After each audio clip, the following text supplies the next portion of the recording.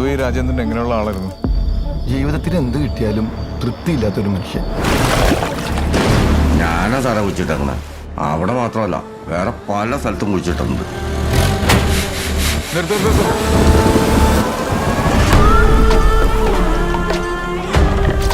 പിന്നെ സാറി പറയുന്ന സമയത്ത് അവൻ എന്തോ ഒരു പിടിവള്ളി കിട്ടിയിട്ടുണ്ട്. അതേ പിടിച്ചാണ് അവൻ കയറിയത്. Hello, Malakkappara station.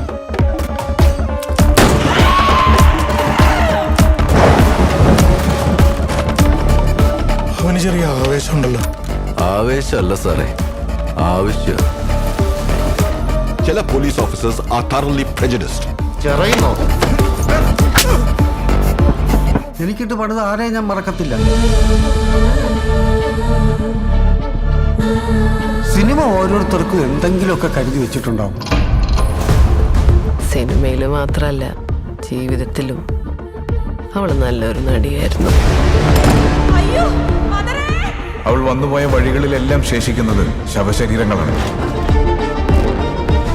ഒരുപക്ഷെ ഇനി മരിച്ചു വീഴുന്നത് ഞാനായിരിക്കാം, നിങ്ങളായിരിക്കാം.